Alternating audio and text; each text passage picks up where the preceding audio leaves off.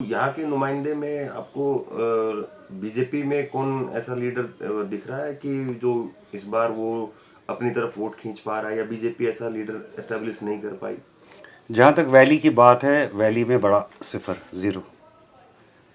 47 सीटें। 47 सीट्स में से ऐसी पोजीशन नहीं है बीजेपी की, क्योंकि ये इलेक्शन ही बीजेपी के खिलाफ हो रहा है। क्योंकि लोगों को बड़ा मलाल है कि बीजेपी वो पार्टी है जिसने यहाँ का स्पेशल स्टेटस ख़त्म करने में कलीदी किरदार अदा किया। पहली टर्म में नहीं, दूसरी टर्म आते आते उन्होंने आर्टिकल 370 जो कि उनके मंशूर का हिस्सा था, तो उसको उन्होंने पूरा कर दिया। तो पूरा करने में उन्होंने ये ख्याल नहीं रखा कि यहाँ के लोगों के क्या सेंटिमेंट्स है, बल्कि उन्होंने ये देखा कि ये ख़त्म करने की वजह से हमें एज अ पार्टी मेनलैंड में कितना फ़ायदा हो सकता है। तो ये फ़र्क है कि यहाँ के लोगों की जो इच्छाएं हैं या जो लोगों का सेंटिमेंट्स हैं, लोगों की जो चाहते हैं, तो उनका ख्याल न रख के उन लोगों का ख्याल रखा गया जो ये स्पेशल स्टेटस को ख़त्म करना चाहते थे। तो वो तो हमेशा से ये उनका एक प्लैंक रहा है कि हम 370 ख़त्म करेंगे। हालांकि अगर आप 370 की पर्टिकुलरली बात करेंगे, इसको खोखला बनाने में बीजेपी से ज़्यादा कांग्रेस का रोल है। तो लेकिन क्रेडिट बीजेपी ने इतनी हिम्मत दिखाई कि एक झटके से इसको ख़त्म कर दिया। 370 पर भी आएंगे तो बात करेंगे। पीरजादा आसिक साहब, आपसे मैं बात करता हूँ, ये इलेक्शन जो हो रहे हैं दिल्ली में बैठ करके, यूपी में बैठ के, हरियाणा में बैठ के, कोई आदमी इसको जो देख रहा है तो उसके लिए आप क्या बताएंगे? आपके लिए 10 साल के बाद ये जो इलेक्शन आप देख रहे हैं, कैसा आपको महसूस हो रहा है? ये इलेक्शन में लोगों की जो वोटिंग बढ़ कर के आई है। देखिए, इस इलेक्शन का कॉन्टेक्स्ट डिफरेंट है। जो मेन कंट्री के जो सुनने वाले हैं उनको ये समझना पड़ेगा कि कश्मीर में पिछले 35 साल में जितने भी इलेक्शन हुए 1996 से, बॉयकॉट का असर बहुत ज़्यादा देखने को मिला। बॉयकॉट किन की तरफ से आता था? हुर्रियत या सेपरेटिस्ट या मिलिटेंट ग्रुप्स की तरफ से। इस बार किसी ने भी बॉयकॉट की कोई कॉल नहीं दी। दूसरा, 2019 के बाद एक मॉन्यूमेंटल पॉलिटिकल इवेंट था कश्मीर की हिस्ट्री में।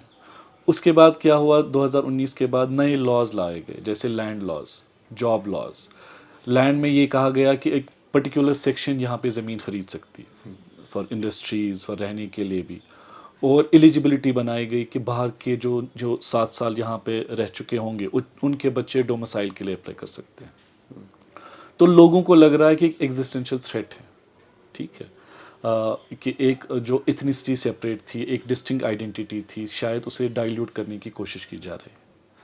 तो उनको लगता है शायद इलेक्टोरल पॉलिटिक्स एक प्रोसेस हो सकता है कि ये रोकने के लिए। मैं ये क्यों कह रहा हूँ? अगर आप सबके मैनिफेस्टो देखें, चाहे नेशनल कॉन्फ्रेंस का मैनिफेस्टो देखें, पीडीपी का मैनिफेस्टो देखें, अपनी पार्टी का मैनिफेस्टो देखें, सजाद लोन की पीपल्स कॉन्फ्रेंस का मैनिफेस्टो देखें, सब में आर्टिकल 370 को रिस्टोर करने की बात हो रही है। तो अगर ये लोगों के लिए बड़ा मुद्दा नहीं होता, शायद मैनिफेस्टो का हिस्सा नहीं होता। तो लोग इस बात पे वोट डाल रहे हैं कि जितनी भी हुकूक या राइट्स छीने गए 2019 के बाद, शायद वो रिस्टोर किए जाएंगे। इसी तरह जेल का बदला वोट से, एक जो वॉर क्राई बन के उभर के आया इस इलेक्शन में या लोकसभा इलेक्शन में भी, वो एक इमोशनल इशू है कि लोग बंद है, प्रॉपर्टी सील की जा रही है इस नाम पे कि कोई सेपरेटिस्ट है या कोई सेपरेटिस्ट सपोर्टर है। और यहाँ पे एक नया कानून है, आर्टिकल 311C, जो पूरे मुल्क में लागू नहीं है। उसमें ये है कि एक सिक्योरिटी एजेंसी के रिपोर्ट पे आपको टर्मिनेट किया जा सकता है नौकरी से, इस बिना पे कि सस्पिशन है कि आप सेपरेटिस्ट या मिलिटेंट सपोर्टर है। कोई इंटरनल इंक्वायरी की ज़रूरत नहीं, कोर्ट जाने की ज़रूरत नहीं है। तो एक थ्रेट है, लोगों को लग रहा है कि ये एक स्टेबल सिस्टम नहीं है। तो वो चाहते हैं कि जो सिक्योरिटीज़ नॉर्मल स्टेट में है वो यहाँ पे भी रिस्टोर हो। और वो आ रहे हैं। हमने देखा कि त्राल जैसी एक कॉन्स्टिट्यूंसी जहाँ पे मिलिटेंसी बहुत डोमिनेट करती थी, पुलवामा जैसी कॉन्स्टिट्यूंसी जहाँ पे मिलिटेंट बहुत थे, लोकल भी, वहाँ पे भी 40% क्रॉस कर गई थी जो फर्स्ट फेज ऑफ इलेक्शन था। 2014 में आप यकीन नहीं करेंगे, जो श्रीनगर डिस्ट्रिक्ट की जो वोटिंग परसेंटेज थी लोकसभा की, वो लेस देन 14% थी। तो इससे आपको अंदाज़ा होगा कि 14% से अगर बॉयकॉट कॉन्स्टिट्यूंसी में 40% क्रॉस हो रहा है या 60% क्रॉस हो रहा है, तो लोग हिस्सा ले रहे हैं। उनको लग रहा है कि इलेक्टोरल प्रोसेस एक टूल है to express anger, to also give vent to the sentiments. और पहली बार जो मेन स्ट्रीम है कश्मीर की, they have taken bigger responsibility on themselves. उन्होंने बड़े मुद्दों पे, सड़क, बिजली, पानी पे, इससे पहले अगर हम देखें 2002 से जितने भी इलेक्शन हुए, पीडीपी को छोड़ के सब सड़क, बिजली, पानी की बात करते थे। पीडीपी सेल्फ रूल की बात करती थी सिर्फ मैनिफेस्टो में, एनसी बात करती ऑटोनॉमी के सिर्फ मैनिफेस्टो में, लेकिन जब जलसे होते थे वहाँ पे सिर्फ सड़क, बिजली, पानी के मुद्दे होते थे। कल जब उमर अब्दुल्ला बडगाम की कॉन्स्टिट्यूंसी में अपना जलसा ख़त्म कर रहा था फर्स्ट फेज़ के लिए, जो आखिरी उसका स्पीच था वो था कि जब मैं हुकूमत में आऊँगा, मैं पब्लिक सेफ्टी एक्ट को हटाऊँगा जिसे मिसयूज़ किया गया। मैं तमाम जो लड़के जिनके खिलाफ एफआईआर है लेकिन कोई मेजर क्राइम में इन्वॉल्व नहीं है, उनको मैं छुड़ाने की कोशिश करूँगा। जितने भी पॉलिटिकल लीडर्स हैं जिनको बंद रखा गया है 2019 से, उनको छुड़ाऊँगा। ये क्या दर्शाता है? ये दर्शाता है कि कश्मीर के मुद्दे जो इलेक्टोरल इश्यूज़ है वो चेंज हो गए हैं कंपेयर टू लास्ट 35 ईयर्स। आज के मुद्दे सड़क, बिजली, पानी नहीं है। आज का मुद्दा ये नहीं है कि आप कितने पैसे लेके आते हैं सेंटर्स से, कितने हॉस्पिटल्स हैं। आज ये है कि क्या जॉब्स आप सिक्योर कर पाएंगे लोकल्स के लिए, क्या आप लैंड सिक्योर कर पाएंगे लोकल्स के लिए, क्या जो लोकल रिसोर्सेज हैं क्या वो उनको आप सिक्योर कर पाएंगे लोकल्स के लिए। तो मुद्दे बदल गए हैं, उन मुद्दों को लेकर लोग आ रहे हैं और वोट दे रहे हैं। यानी आप ये कह रहे हैं कि 370 तो है ही है, उसके साथ में जो लोकल जो सड़क नाली का जो होता है वो नहीं है जी, जॉब्स का और इन सब का है। लैंड जॉब, मैं कह रहा हूँ कि अगर आप मैनिफेस्टो को देखें, सबके मैनिफेस्टो में एक चीज़ कॉमन है, 370 बीजेपी और कांग्रेस को छोड़ के, ठीक है। जितनी भी रीजनल पार्टीज है 370 की बात करती है, यूएपीए और पीएसए हटाने की बात करती है, जितने भी लड़के बंद हैं उनको छुड़वाने की बात करती है। सड़क बिजली पानी भी है, डेवलपमेंटल इश्यूज है, लेकिन एजेंडा में वो नीचे है। इस बार जो मेन स्ट्रीम इन इश्यूज, इन मुद्दों पे इलेक्शन नहीं लड़ती थी पहले, ये पहली बार वो जेल पे इलेक्शन लड़ रहे हैं, वो जॉब्स पे इलेक्शन लड़ रहे हैं, ज़मीन पे इलेक्शन लड़ रहे हैं। तो लोग भी आ रहे हैं, उनको लगता है कि हम देखेंगे क्या वाकई जो मेन स्ट्रीम है यहाँ की डिलीवर कर पाती है। So it's a lot of responsibility जो मेन स्ट्रीम ने अपने ऊपर ली है इलेक्शन में। आपने इनसे सवाल पूछा बीजेपी के बारे में, तो हमारे पास यहाँ पे 90 कॉन्स्टिट्यूंसीज है। जो हमेशा बीजेपी का स्वे रहा है या जो जहाँ पे उन्होंने अच्छा किया है वो जम्मू का हिंदू बेल्ट है। मुस्लिम बेल्ट में एक्सेप्ट जो डीडीसी इलेक्शंस हुए थे 2020 में, 2 सीटें बीजेपी ने कश्मीर वैली से जीती थी आउट ऑफ 180, ठीक है। असेंबली में इंटरेस्टिंग ये है कि 2014 में बीजेपी ने 35 सीट से लड़ा था कश्मीर वैली में, यहाँ पे 47 सीट्स है। इस बारी मुझे खुद समझ में नहीं आ रहा 19 सीट पे लड़ रहे हैं।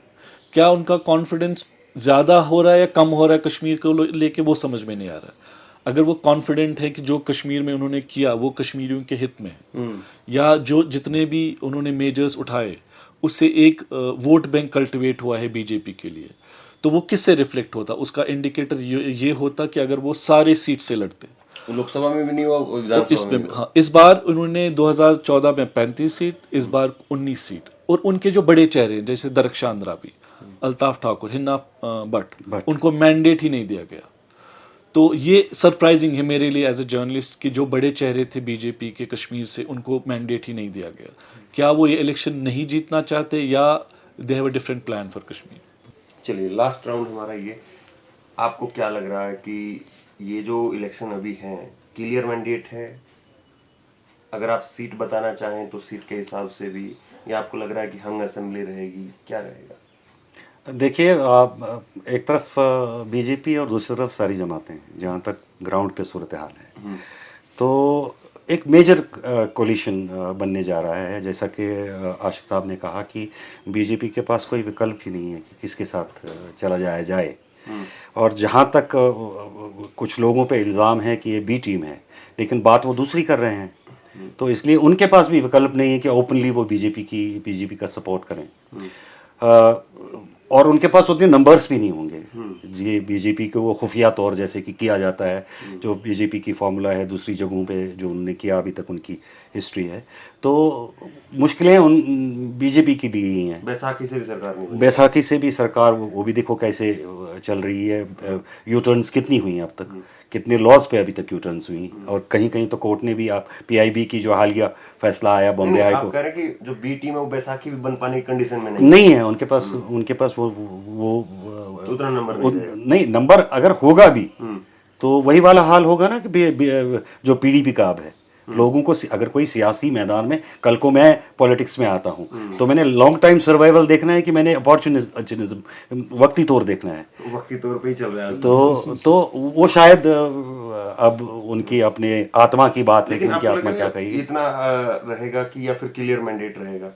मेरे ख्याल से India alliance will be in a major position to form the government, and उनको लास्ट टाइम की आप प्रेसिडेंस लीजिए, जब हमारे गवर्नर सत्यपाल मलिक जी का फैक्स मशीन खराब हो गई थी, तो उस वक्त भी सब लोग, इवन कांग्रेस, नेशनल कॉन्फ्रेंस, महबूबा को पूरा सपोर्ट देने के लिए तैयार थे, लेकिन हांडी कुछ और पक रही थी, तो इसलिए कॉन्स्टिट्यूशन का जो कॉन्स्टिट्यूशनली जो गवर्नर को करना चाहिए था वो नहीं किया, बल्कि रात 4 अगस्त तक यही कहते रहे कि कुछ नहीं होगा, मगर हालात कुछ ऐसे ही बने हुए थे कि लोगों की नाक में वो बू आ गई थी कि होने क्या जा रहा है।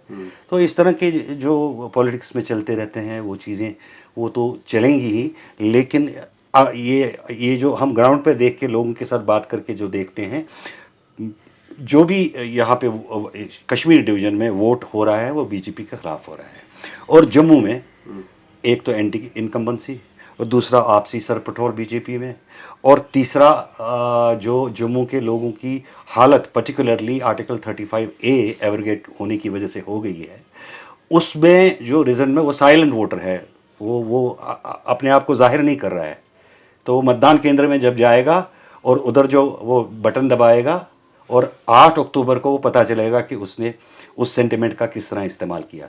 तो अभी जो सिचुएशन है ये कुछ अनप्रेडिक्टेबल है उस हवाले से। जम्मू क्या, यहाँ से तो साफ है, यहाँ से तो आपने बोला 47 में से 0 भी हो जाए बीजेपी। नहीं, कई लोगों का मानना है कि उन जमानत बचाना भी मुश्किल हो जाएगा बीजेपी के लिए। तो बाकी 47 सीटों में जमानत ज्यादातर सीटों पे नहीं बच पाएगी। तो इस तरह के हालात बने हुए हैं। जब लोगों से ग्राउंड जीरो पे बात करते हैं तो आप भी गए होंगे, आपने भी लोगों से बात की होगी। हम यहाँ कमरे जम्मू रीजन में ये है कि जम्मू रीजन में बीजेपी को जो 2014 में ह्यूज मैंडेट मिला था, रीजनल मैंडेट मिला था, उसके पीछे कई चीज़ें थी। एक तो रीजनल इलाकाई तजाद चल रहा था जब से अमरनाथ लैंड ड्रॉ हुआ था, एक तो उससे दूरियां बढ़ गई थी। दूसरा फिर हिंदू सेंटिमेंट को इस्तेमाल किया गया वहाँ पे। लेकिन उसके बाद जो हुआ तो जम्मू के लोगों को पता चला कि जितना भी ब्रेंट है, जितनी भी ये चीज़ें, ये कानून ख़त्म होने के जो नुकसानात हैं वो कश्मीर से ज़्यादा हमने सहे हैं। तो वो लोग चुपचाप जो देख रहे हैं, तो वो अपने वोट के ज़रिए शायद उसको, तो उधर से बीजेपी नीचे आएगी। मतलब अगर वो रिलीजियस सेंटिमेंट को एक तरफ रख के ज़मीनी हकाइक की बुनियाद पर वोट करें तो शायद बीजेपी को वहाँ भी नुकसान होगा।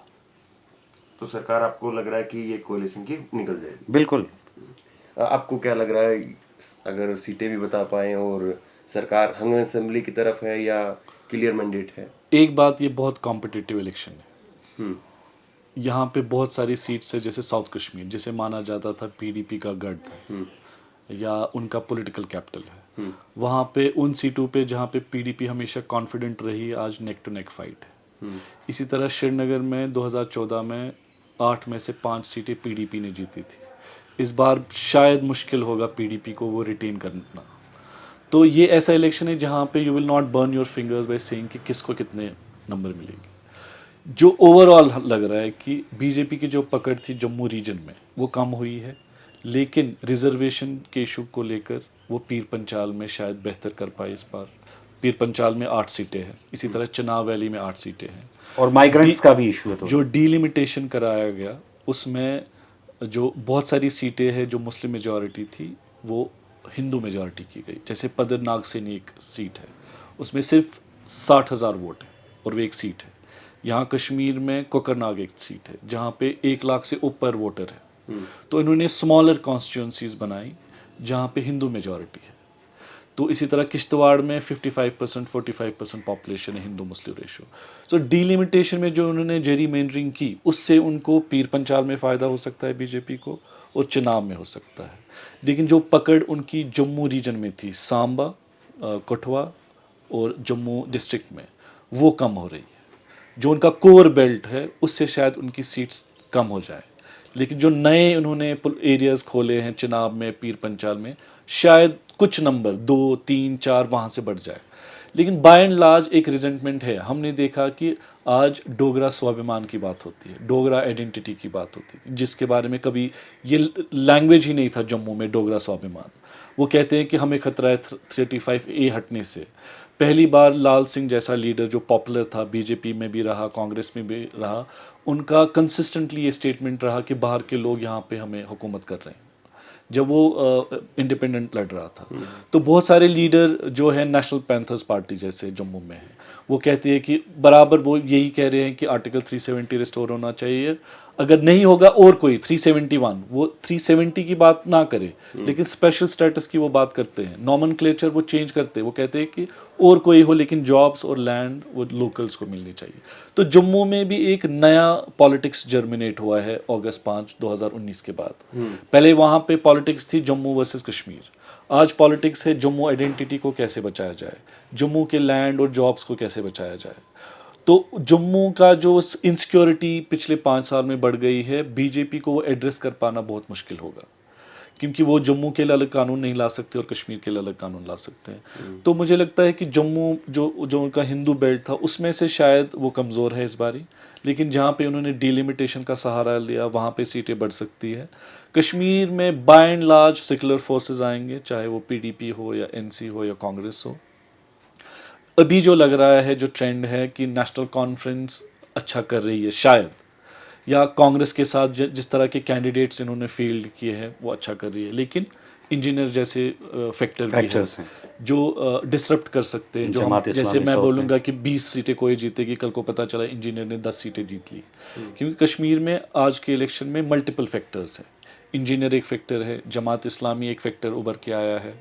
हमारे पास ट्रेडिशनल पार्टीज तो थे ही, पीडीपी थी, एनसी थी, तो नए पॉलिटिकल फोर्सेस हैं, शायद वो कहीं कहीं पे जीत के भी आए। हमारे पास इंडिपेंडेंट्स है, बांडीपुरा में एक कैंडिडेट है, उसने इससे पहले भी 2-3 इलेक्शन जीते हैं, वो इंडिपेंडेंट लड़ रहा है। इसी तरह आपका उड़ी है, वहाँ पे एक इंडिपेंडेंट है, वो स्ट्रांग है, वो मिनिस्टर भी रहा है पास्ट में और उन्होंने इलेक्शन भी जीते। तो एक तो आपके पास अवामी इत्तेहाद पार्टी है इंजीनियर रशीद की, जमात इस्लामी है एक फैक्टर, और इंडिपेंडेंट्स भी एक फैक्टर है। तो ये एक कॉम्प्लेक्स, कश्मीर का जो इलेक्शन है वो कॉम्प्लेक्स है अगर आप इसको कंपेयर करते हैं जम्मू से। तो क्या कह पाना कि क्या एक पर्टिकुलर पार्टी सारी सीट्स लेके जाएगी, वो बहुत मुश्किल होगा।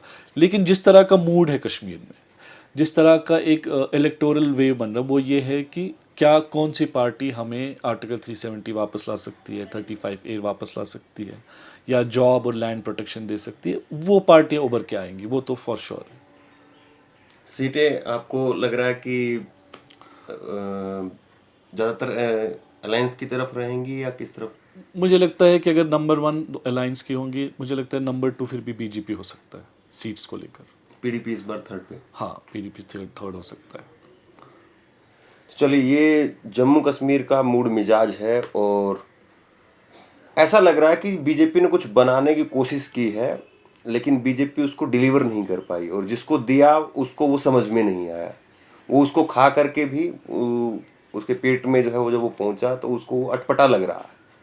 और ऐसे में जब चीज़ें एक लय में नहीं है तो फिर बीजेपी को लेकर के कोई लहर भी नहीं है। दूसरा, बीजेपी का कोई लीडर ऐसा नहीं है। यहाँ पे जो मेन जो चीज़ है, मैं भी जो लगातार घूम रहा हूँ कि यहाँ के नुमाइंदे हों, यहाँ के लोग हों जिनको हम वोट दें, क्योंकि सेंटर सुन नहीं रहा है। तो ऐसे में वोटिंग कल दूसरे चरण की होनी है और पहले चरण की वोटिंग हो चुकी है। अब उसके बाद में 1 अक्टूबर को तीसरे चरण की वोटिंग। देखते हैं जम्मू कश्मीर में इस बार जनादेश क्या आता है। बहरहाल इस बातचीत को लेकर के आपकी राय नीचे कमेंट बॉक्स में जरूर दीजिए। आप दोनों का बहुत बहुत शुक्रिया। बहुत बहुत शुक्रिया, थैंक यू। Thank you.